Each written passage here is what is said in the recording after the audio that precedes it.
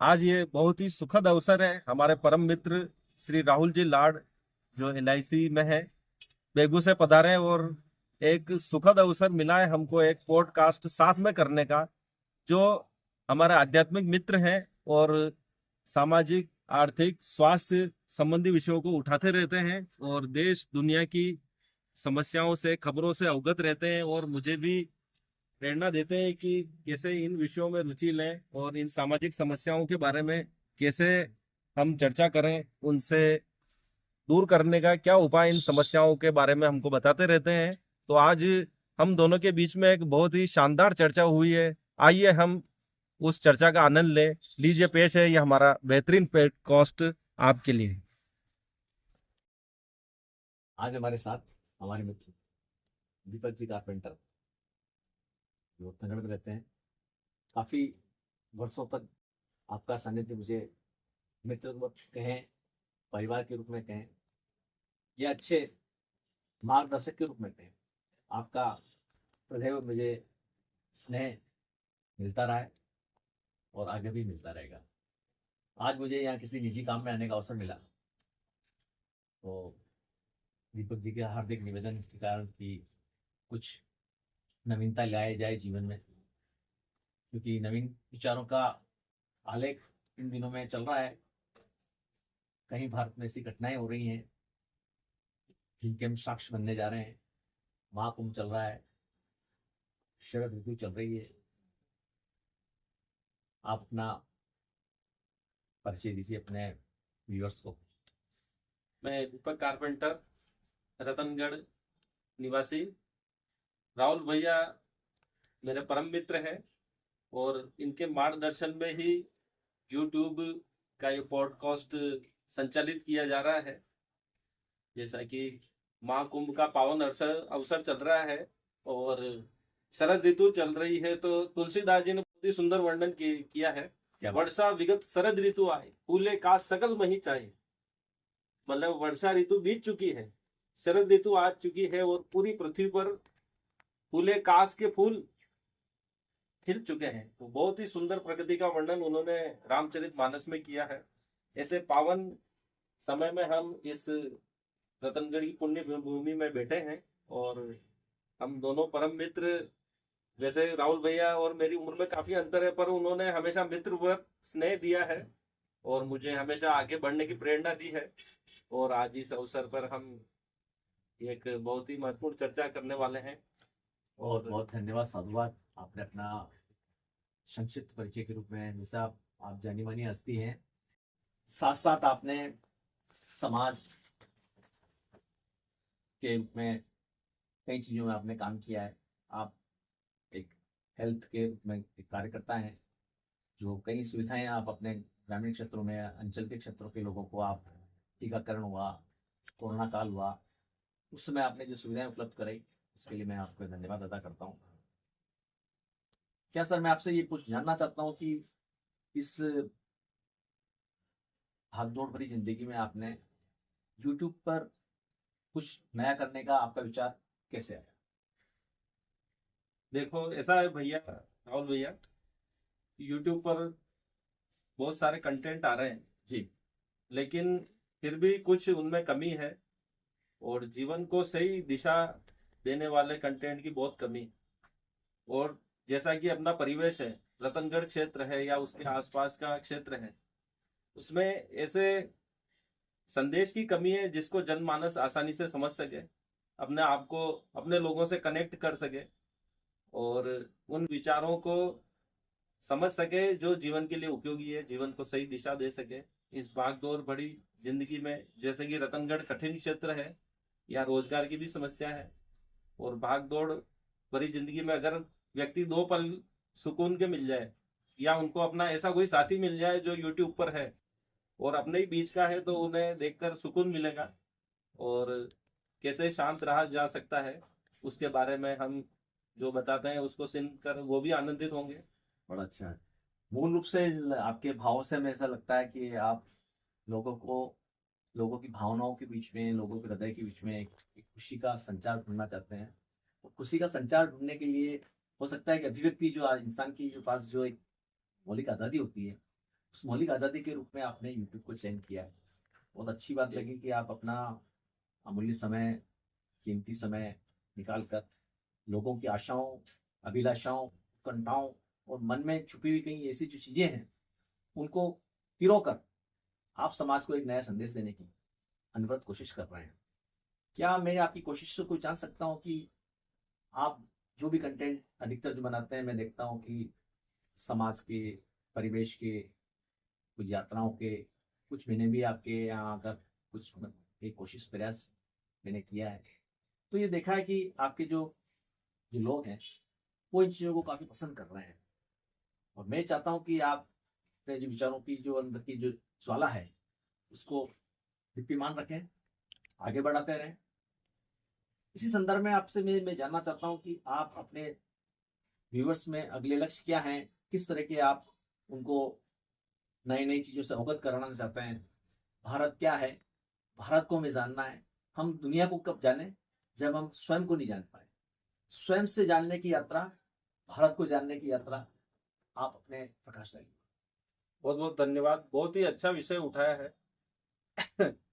मेरा शुरू में उद्देश्य था कि मैं भारत के मंदिरों के विषय में कंटेंट बनाऊं। उससे पहले अपने रतनगढ़ में है जो मंदिर और उसके आसपास के जो मंदिर है उनको उजागर करना चाहता था, ताकि अपने रतनगढ़ का पर्यटन बढ़े, रतनगढ़ के आसपास का क्षेत्र के जो दर्शनीय स्थल है उनको लोग पहचाने और विश्व में या भारत के लोग देखें तो उसको आकर देखें, जिससे रतनगढ़ के पर्यटन का विकास हो। और यहाँ जो अमूल्य संपदाएं हैं, दर्शनीय स्थल हैं, पर्यटन स्थल हैं, मंदिर हैं, और ऐसा भी कहा जाता है कि यहाँ भगवान श्री राम माता सहित लक्ष्मण सहित यहाँ पधारे थे इन जंगलों में। क्या बात है। और रामचर्या उसका नमूना है। अभी भी वहां पर कुछ ऐसे चिन्ह है जिससे प्रतीत होता है कि भगवान श्री राम वास्तव में वहां पधारे थे। और ऐसी कहानियां प्रचलित है जनमानस में कि प्रभु श्री राम वहां कुछ रुके थे और भगवान शिवलिंग की स्थापना उन्होंने की थी। वो मंदिर अभी भी विद्यमान है, उसका नवीनीकरण हो चुका है। और तारा घाटी और ऐसे कई मंदिरों में अवशेष है, जैसे नीमका खेड़ा में एक टीला है, चट्टान है, जिसपे कहा जाता है कि श्रवण अपने माता पिता सहित यहाँ यात्रा के दौरान यहाँ ठहरा था। तो ऐसे कई प्राचीन स्थान है जिनको देखा जाना बाकी है। और उसके साथ ही फिर आपकी ही प्रेरणा से नए नए विषय स्वास्थ्य के प्रति और सामाजिक मुद्दों पे भी बनाने का मेरा मन हुआ है, इसलिए ये मैंने कार्य जारी रखा। लोक कथाओं और दंत कथाओं के को सुनते सुनते हम बचपन से हम प्रोड़ो गए हैं। उन कथाओं को सुनकर आप अपने विचारों को एक केंद्रीकरण लेके आए और उस केंद्रीकरण की अनुभूति जो आपको हुई है उसकी अभिव्यक्ति आपने यूट्यूब के माध्यम से की है। जो आपकी यात्राओं को मैं देखता हूँ कि ऐसे छोटे छोटे दूर दराज के जो क्षेत्र हैं, दूर दराज के जो मंदिर हैं, कई ऐसी जो चीजें हैं जो अनछुई, इस यूट्यूब से तो कोई अनछुआ नहीं रहा है, गूगल से कोई अनछुआ नहीं रहा, पर आप अपनी नजरों से अपने व्यूअर्स को या अपने मिलने वाले को, अपने परिवारजन को आप उनको दर्शन करा रहे हैं, तो ये आपका बहुत बहुत साधुवाद है, धन्यवाद है। और साथ में यही कहना चाहता हूँ कि आप अपने व्यूअर्स को इस संदेश दें, ये बताएं कि आपका जो उद्देश्य जो जो नजर आ रहा है कि खुशी ढूंढना, तो बच्चे हुए, मध्य आयु के जो लोग होते हैं, संघर्षशील जो एक युवा होता है, उसको इन चीजों में काफी समस्याएं आती है। उन समस्याओं को निदान करने के लिए आपने अपने चैनल में किस तरह के रास्ते, किस तरह के विचार, किस तरह के नए नए प्रयोग आप करने जा रहे हैं, जरा बहुत बहुत धन्यवाद, बहुत ही शानदार प्रश्न उठाया है। जीवन का जो मूल मंत्र है वो आनंद प्राप्त करना है। चाहे आप YouTube चैनल पर कोई कंटेंट बता रहे हैं या कोई कर्म कर रहे हैं या आप घर पे कोई काम कर रहे हैं या नौकरी पे कर रहे हैं, लेकिन मनुष्य आनंद को प्राप्त नहीं कर रहा है। और हमारे इतने वेद पुराण शास्त्र गीता ये आनंद प्राप्ति का ही मार्ग बताते हैं। तो मेरा यही उद्देश्य है कि हम जो भी कार्य करें उसमें आनंद कैसे प्राप्त करें। आदमी कोई भी कार्य कर रहा है तो उसको कैसे बेहतर ढंग से कर सके, सुखी हो सके, आनंदित हो के कर सके। तो हमारे जो वेद शास्त्र पुराण है उनमें से जो छोटे छोटे प्रसंग है जी, जिनसे कैसे आनंद प्राप्त किया जाता है, जैसे कृष्ण ने अर्जुन को युद्ध के मैदान में भी आनंद लेने की कला सिखा दी थी। क्या बात, जरा प्रसंग बस थोड़ा बताइए, थोड़ा हल्का सा मुझे। बिल्कुल जानकारी बिल्कुल। मिले। क्योंकि मतलब ऐसी कोई कठिन यात्रा नहीं हो सकती, समय नहीं हो सकता है जो महाभारत के युद्ध के समय उत्पन्न हुआ था, उससे बड़ा कोई कठिन समय नहीं हो सकता। जी बिल्कुल। ऐसे समय में भगवान श्री कृष्ण ने अर्जुन को संदेश दिया, जी जब दोनों तरफ से सेना युद्ध करने को उद्यत थी और अर्जुन निराश हो चुका था, मोहित हो चुका था कि मैं अपने परिवारजनों से कैसे युद्ध करूंगा। उस समय भी भगवान कृष्ण ने उसको अपने कर्म का संदेश दिया कि जी अपना मूल कर्तव्य क्या है और उसको कैसे किया जाना है। उन्होंने कहा कर्मण्येवा अधिकारस्ते मां फलेषु कदाचन, तू तो तेरा जो कर्म है किए जा, किए जा। फल की चिंता मत कर। तू फल की चिंता कर रहा है इसलिए मोहित हो रहा है, ये तो पहले ही मर चुके हैं, तू तो निमित्त मात्र है। सही है। तू नहीं मारेगा तो भी ये मरना ही है इनको।